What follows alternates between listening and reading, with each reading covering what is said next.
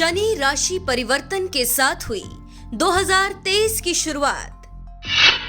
15 दिनों के भीतर शनि से जुड़े 2 परिवर्तन। अब 3 फरवरी को कुंभ में शनि होंगे अस्त, फिर 3 मार्च को कुंभ में शनि होंगे उदित। 12 राशियों को अस्त शनि देंगे कैसा परिणाम, देखिए सिर्फ धर्म ज्ञान पर। नमस्कार, हरि की नगरी हरिद्वार से मैं आपके साथ कविता राणा, मेरे साथ आचार्य राकेश चतुर्वेदी जी। आपका स्वागत है सर। नमस्कार कविता जी, सादर वंदन दर्शकों। जैसे कि साल की शुरुआत शनि के महाराशि परिवर्तन के साथ हो चुकी है और अब बारी है शनि के अस्त होने की। जी हाँ, आपको मैं बता दूं कि 3 फरवरी को शनि देव अस्त हो रहे हैं और इसी के साथ शनि की अस्त अवस्था तुला राशि वाले जातकों के लिए कैसी रहेगी। और वो इसलिए क्योंकि देखिए, तुला शनि की उच्च राशि मानी गई है और हाल फिलहाल में आप शनि की ढैया से मुक्त भी हो चुके हैं। तो ऐसे में आने वाला ये समय, ये 28 दिन आप लोगों के लिए, आपकी health, wealth, personal, professional life के लिए ओवरऑल कैसा रहेगा, आचार्य जी से जानेंगे। सबसे पहले आइए एक नजर डाल लेते हैं आपके ग्रह नक्षत्रों की स्थिति पर, बताइए। देखिए कविता जी, बिल्कुल सही कहा आपने। तुला उच्च राशि है शनि की और इसके साथ ही केतु अभी विराजमान है वहीं पर। और दूसरा जो ग्रही स्थिति है इस समय, पंचम भाव में आपके शनिदेव बैठे हुए हैं और पंचम भाव में शनिदेव अकेले नहीं, अपने दूसरे प्रिय मित्र शुक्र के साथ बैठे हुए हैं और शुक्र आपकी प्रिय और स्वामित्व करते हैं जी। तो यहाँ पर यह जो अस्त होने का प्रभाव है, यहाँ पर इनको बल मिलेगा, लेकिन बल कुछ ही सीमित क्षेत्र के लिए देंगे। बाकी जगहों पर शनिदेव का अस्त होना इनको नकारात्मक प्रभाव में ले रहा है, क्योंकि इनके षष्ठम भाव में गुरु बैठे हुए हैं स्वग्रही होकर, अष्टम भाव में मंगल बैठे हुए हैं शुक्र के ही स्थान पर। तो यहाँ पर कुछ हिस्से को, गिने चुने हिस्से को छोड़ करके देखा जाए तो तुला राशि वालों के लिए तनाव ज़्यादा देंगे और शुभता कम देंगे। कविता जी, तनाव ज़्यादा देंगे, शुभता कम देंगे, लेकिन ये तनाव कहाँ कहाँ आपको ज़्यादा मिलेगा और शुभता किन चीज़ों में मिल सकती है, आइए हर पहलू पर आगे बात करते हैं। सबसे पहले बात हो जाए आपकी सेहत को लेकर। देखिए, सेहत के लिहाज से शुभतापूर्ण परिणाम मिलने वाले हैं, क्योंकि गुरु जो बृहस्पति हैं वो स्वग्रही होकर षष्ठम भाव में आपके बैठे हुए हैं और स्वग्रही हैं तो जाहिर सी बात है गुरु बलवान रहेंगे। और शनि जब अस्त होंगे तो उस समय शनिदेव का जो प्रभाव है वह कम होगा। लेकिन इसके साथ ही एक ध्यान देने वाली बात है कि केतु की जो स्थिति है वह आपके ही घर में बैठे हुए हैं और केतु गुप्तता के कारक है। इस समय कुछ ऐसी चीज़ें होंगी जिनका जड़ नहीं मिलेगा, कुछ ऐसी पीड़ा मिलेगी जो स्वास्थ्य कारणों में, जो कि आप कभी समझ ही नहीं पाएंगे कि किस वजह से यह है। और हो सकता है कि उसके इलाज भी ना मिल पाए या उसके इलाज के लिए आप जा ही ना पाएँ, क्योंकि आपको समझ ही ना आए कि यह है क्या, इस पीड़ा में हमें करना क्या चाहिए। बाकी अगर कोई पुरानी बीमारी है, कोई पुरानी दिक्कत चल रही थी, तो उसमें लाभ देते हुए गुरुदेव का प्रभाव और शनिदेव के अस्त होने का प्रभाव दिखा रहा है।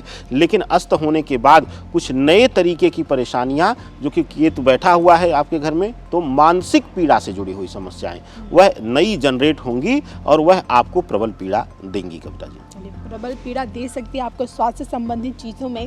लेकिन अब बारी आ जाए आपके रिश्तों को लेकर, आपके निजी संबंधों पर इसका कितना प्रभाव पड़ने वाला है, आचार्य जी बताइए। देखिए, लग्न में यानी कि आपके घर में तुला राशि और तुला लग्न वालों केतु बैठे हुए हैं, सप्तम भाव राहु बैठे हुए हैं और यह स्थिति लग्न कुंडली में भी जब बनती है तो बड़ी भयंकर होती है। तो उस समय लग्न कुंडली में बनकर तो वैवाहिक जीवन को शून्य ही कर देती है। तो राहु और केतु की सम्मुख स्थिति और वो भी लग्न और सप्तम में, उसके साथ ही पंचम भाव में शनि शुक्र हैं और शनि वहीं पर अस्त हो रहे हैं।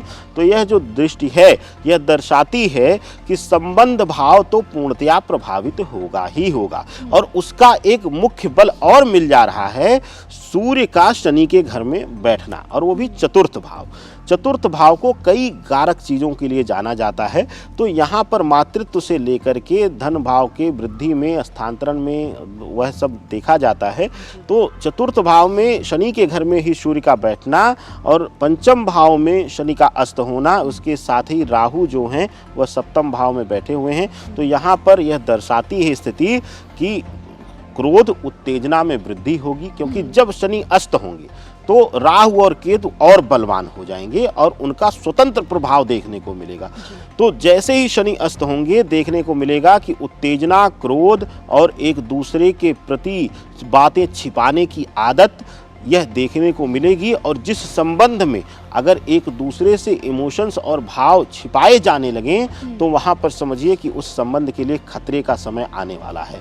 तो संबंध भाव को प्रभावित कर रहे हैं। और सूर्य के बैठने की जैसे शनि के घर में शनि जब अस्त होंगे तो यहाँ पर दर्शाता है कि माता पिता और भाई बहनों के साथ भी संबंध बुरी तरह प्रभावित होंगे और हो सकता है संपत्ति आदि के विवाद में लड़ाई झगड़े तक की भी नौबत आ जाए अपने ही रक्त यानी कि अपने ही एक कोख से जन्मे हुए संतानों के बीच। तो यह जो समय है शनि अस्त का वह संबंध भाव के लिए काफ़ी पीड़ादायक रहने वाला है कविता जी। तो जैसे कि आचार्य जी आपने बताया कि स्वास्थ्य सेहत संबंधी दिक्कतें आ सकती हैं, रिश्तों में भी तनाव झेलना पड़ सकता है। क्या यही इसी तरह की स्थिति इनके काम कारोबार में भी, इनके जो कहते हैं कार्यस्थल पर भी देखने को मिलेगी? देखिए कविता जी, हमने शुरू में ही कहा था कुछ चीज़ों में इनको शुभता मिल जाएगी, ठीक है। तो कार्य क्षेत्र एक ऐसा क्षेत्र है कि पिछले कई समय से इनके लिए जो तनावपूर्ण स्थितियां चल रही थी, विशेष करके व्यापारी वर्ग के लिए, जो लोग व्यापार से जुड़े हुए हैं, कारोबार से जुड़े हुए हैं, उनके लिए जो धन का फंसना, आर्थिक रूप से मजबूत ना होना, पैसे खूब लगाते जा रहे थे आप, व्यापार पैसे वापस नहीं दे रहा था, तो इस तरीके का अगर परेशानी थी, चली आ रही थी, तो वहाँ पर इस अस्त काल में आपको लाभ मिलेगा। पैसा फंसा हुआ वापस मिलेगा। अगर कहीं उधार दिया हुआ था, आपने किसी व्यापार में लगाया हुआ था, फंस गया था, तो वह वापस मिलने से आपकी जो आर्थिक स्थिति है उसमें बल मिलेगा और व्यापार को और विस्तार आप दे पाएंगे। इसके साथ ही अगर नौकरी पेशा लोगों की बात किया जाए कविता जी, तो नौकरी पेशा लोगों के लिए यहाँ पर शुभता मिलती हुई दिख रही है। अगर बहुत दिनों से आप परेशान थे, अपने स्तर का कार्य आपको नहीं मिला था या अपनी प्रोफाइल को और बढ़ाना चाहते थे और सम्मानजनक स्थान पर आप बैठना चाहते थे, तो अब यह परफेक्ट समय है। आप इस समय परिवर्तन का विचार कर सकते हैं और शनि अस्त काल में अगर आप परिवर्तन करेंगे तो वह परिवर्तन आपका अस्थायी रहेगा, लंबे समय तक चलेगा, लाभ देगा आपको कविता जी। कोर्ट कचहरी से जुड़े मामलों में भी क्या इन्हें लाभ मिलेगा? देखिए, कोर्ट कचहरी के विषय में इनको लाभ नहीं मिलेगा, वहाँ पे नकारात्मक प्रभाव आ रहा है। और अगर विशेष रूप से उन लोगों के लिए जो पति पत्नी संबंधों के विवाद में कोर्ट कचहरी इत्यादि में थे, तो वहाँ पर विपरीत परिणाम आपको मिल सकते हैं। अगर आपको लग रहा था कि हम सुखी हो जाएंगे, जीत जाएंगे या शांति मिल जाएगी, मुक्त हो जाएंगे कोर्ट कचहरी से, तो उसके विपरीत परिणाम दे सकते हैं। क्योंकि अष्टम भाव में मंगल शुक्र के घर में है, तो संबंध भाव से संबंधित अगर कोई पीड़ा चल रही थी, व्यापार में पार्टनरशिप थी, उसका विवाद कुछ चल रहा था, तो वहाँ पे भी लॉस मिल सकता है, वहाँ पर भी विवाद बढ़ सकता है और विपरीत परिणाम मिल सकता है कविता जी। चलिए, जाते जाते बात हो जाए कि शनि से जुड़े क्या कुछ उपाय आपको इस दौरान करने चाहिए तुला राशि और तुला लगन वाले लोगों को। तुला राशि और तुला लग्न वालों के लिए शुक्र की राशि है और शनि शुक्र का परस्पर मित्रवत संबंध है, तो इनके लिए सबसे अच्छा होगा कि शुक्रवार के दिन में आप खीर बनाएं, मीठी खीर बनाएं चावल की, और उसको कन्याओं को खिलाएं, ज़रूरतमंद कन्याओं को खिलाएं। और अगर हो सके तो उनका पांव पूजन करके, क्योंकि कन्या के पांव पूजन से शनि और राहु पूर्ण रूप से शांत हो जाते हैं। कहते हैं कि अकाल मृत्यु की पीड़ा भी शांत हो जाती है कविता जी। तो शनि अस्त काल में अगर कन्या पूजन करके उनको मीठी खीर का प्रसाद आप अर्पित करेंगे, और कुछ हो सके तो वस्त्र या श्रृंगार की चीज़ें भी अपनी इच्छा शक्ति के अनुसार कर सकते हैं आप, वह आपके लिए शुभ फलदायी रहेगा। चलिए, इसी के साथ हम दोनों को दीजिए इजाज़त। नमस्कार।